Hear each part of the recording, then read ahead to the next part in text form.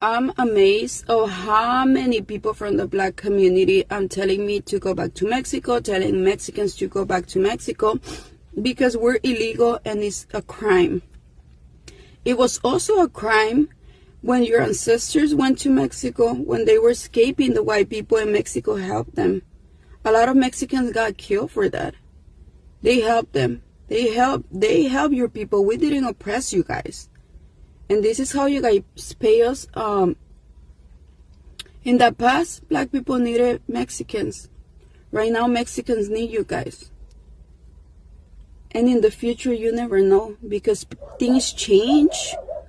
Sometimes, maybe the white people are going to need us. Maybe the Black people are going to need us. You don't know, because God give us things, give us blessings, but He can take them away so fast. So you need to be humble. You need to be humble. This is so crazy that we voted for Trump. We trust him with the word that he promised us Latinos. This is crazy that starting next week, multiple cities will be hitting immigration. That is so crazy that multiple people are scared to go to work. When I work at, a lot of Latinos did not go to work, and that's crazy because we have a living too.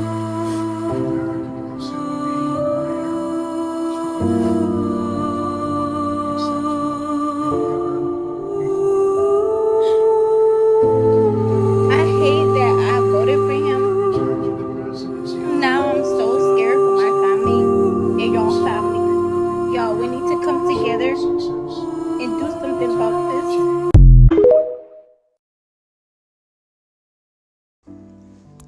Hey, shalom. Keepers of sheep. Y'all still back with another lesson. Lord, with this video is edifying. Alright, before we begin, I'd like to first start off by giving all praise, all honor, and all glory to the Most High, Yahweh Bahashem, Yahweh Shai Bahashem, Rakak Wadash. Double honors to the apostles and elders of the great millstone. Shalom, and shalom to the hopefully elect. Alright, and today's lesson will be titled, Mexican Woman Calls for Unity Between Black and Brown Communities. And when I say Black and Brown communities, I'm referring to the so-called Mexicans, Latinos, and the so-called Negroes, so-called African-American communities. Alright, so, since Trump came into office, and as you can see, today's lesson is inspired by the clips played at the beginning of the video. And I found these clips just scrolling on Instagram. And reality has set in for a lot of Latinos, a lot of brown people, a lot of Hispanic people, a lot of Mexican people, so-called Mexican, so-called Latino people, right? Because according to the scriptures, according to the Bible, the so-called Latin, Latinos, Mexicans, the Spanish, Hispanics will make up the tribe of Ephraim, along with the other tribes, 12 tribes of Israel, beginning with Judah, Benjamin, and Levi, and those will be the top 3 tribes, but Ephraim also is amongst the 12, making up again the Latin tribes, those who claim to be Hispanics, and you have this woman, you have 2 women, that reality has set in, that Trump is not here to play, he's here to deport them, their families, their friends, a lot of people's lives are about to change, a lot of people's lives are ruined, and, people, now they expect that, this one woman, the one Mexican woman, she expects to overcome Trump, by uniting with so-called Black community, so-called Negroes, African Americans, but it doesn't work like that, majority of so-called Negroes, African Americans, and majority of so-called Latinos, Mexicans, Hispanics will be destroyed. All right. Because you chose not to repent. You chose not to turn back to the Lord. You trusted in Egypt. You trusted in Babylon, aka America. Right. And this is your reward. Okay. This is what you get. All right. This is you reap what you sow. This is what you put in. All right. You came to America hoping for a better life. All right. For a change. All right. And a lot of these Hispanics, all right, still worship Jesus Christos. All right. They still, is it okay? I know it's Mary, but it's a Hispanic name they use. They still worship these false idols. All right. They still got the statues down there, and I don't want to say Dominican, not maybe Colombia. I'm not sure, but a lot of these Hispanic tribes, all right, they still worship Jesus Christos. All right, they still worship and call on the false gods. Right, and this is judgment, man.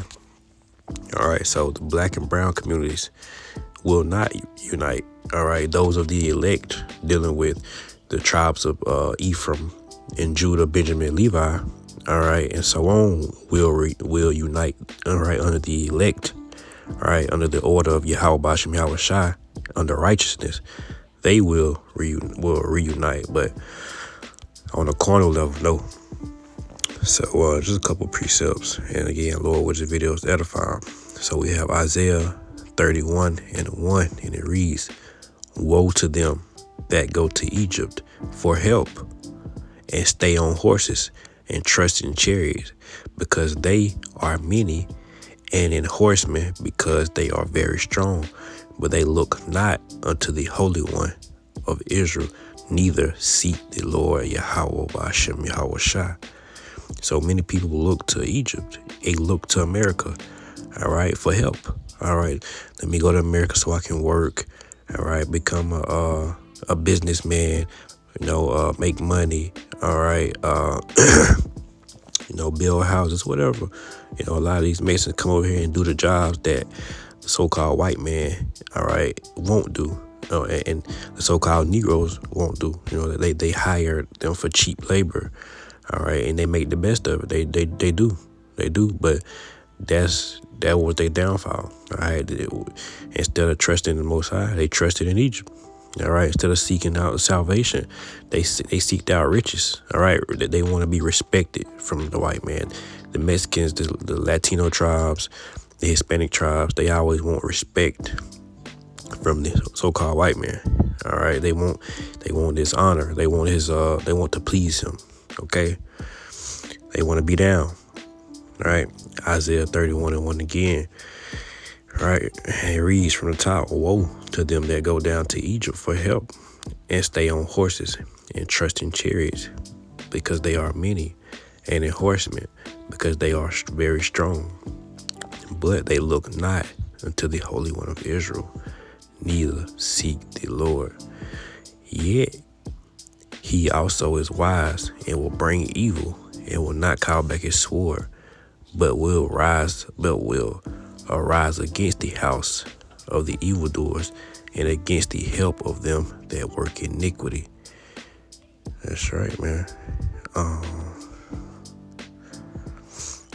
Let's see what else we got. Let's get Isaiah. Also Isaiah 11:13. All right. And it reads, do I want to start at 13? Yeah, I'll start at 13. It reads, "The envy." Oh, no, I don't want. Well, we'll get back to that. I'll come back to that one. Maybe I use it in my last precept. I didn't have me any kind of order, right? Just a couple precepts that came to my mind. Hosea 9:13.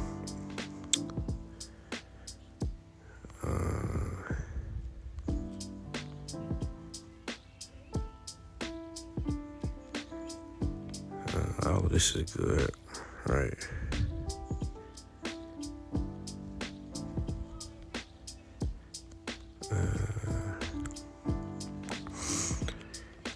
We'll just bounce around there.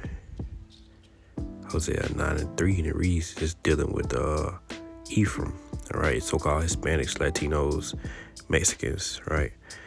Hosea 9:3, and it reads, it says, they shall not dwell in the Lord's land, but Ephraim shall return to Egypt. That's right, America, all right, Babylon the Great, captivity, all right, because for some reason, these Hispanics, they get these jobs. All right, they get these plant jobs, these contract jobs, these businesses. All right, and you see a lot of them. They do everything. They do a little bit of everything, right? And they finally working their way up in this society, and they think themselves to be free. But no, man. It says we're yet in captivity this day. Grab that real quick.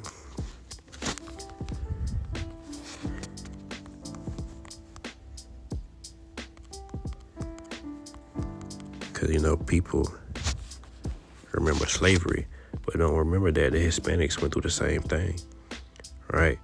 Baruch 3:8, and it reads, behold, we are yet this day in our captivity, where thou hast scattered us for a reproach and a curse, and to be subject to payments according to all the iniquities of our fathers, which departed from the Lord our power. And that's what these tribes continue to do.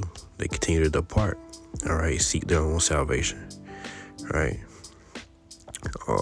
Verse 4, it says, they shall not offer wine offerings to the Lord, neither shall they be pleasing unto him. Their sacrifices shall be unto them as bread of mourners. All that eat thereof shall be polluted of their bread, for their soul shall not come into the house of the Lord. What will ye do in the solemn day, and in the day of the feast of the fire, of the feast of the Lord? For lo, they are gone because of destruction. Egyptians shall gather them up. And that's what you're seeing right now. They being gathered up, all right, by ICE, Border Patrol. All right, I even see now the military has been deployed. The Marines are being deployed and gathering up some of these so-called Latinos, Hispanics, and Hispanics, right? Latinos, Mexicans, right? What else do I want for that? Let's jump down to 8. It says, the watchman of Ephraim was with the Most High, but the prophet is a snare of a fowler in all his ways, and hatred is in the house of the Most High. It says, they have deeply corrupted themselves as in the days of Gibeah. Therefore, he will remember their iniquity. He will visit their sins. I found Israelite grapes in wild and wilderness. I saw your fathers as the first ripe in the fig tree at her first time, but they went to Baal-peor and separated themselves unto the shame, and their abominations were according as they loved. As for Ephraim, their glory shall fly away like a bird from the birth and from the womb and from the conception. Though they bring up their children, yet will I bereave them, that there shall not be a man left. Yea, woe also to them when I depart from them. Ephraim, as I saw Tyrus, is planted in its pleasant place, but Ephraim shall bring forth his children to the murderer. And we know who that murderer is. Esau, Edom, so-called white man, the devil, Satan, all right, who the Bible speaks of, right? He was a murderer and a liar from the beginning, all right? Also referring to Cain and Abel, Esau and Jacob, all right? And that's what you see. Literally, he's gathering up the children, and I'm pretty sure it's going to get to the point where the ones that stay and that hide out, will be murdered, all right? They will be killed, right?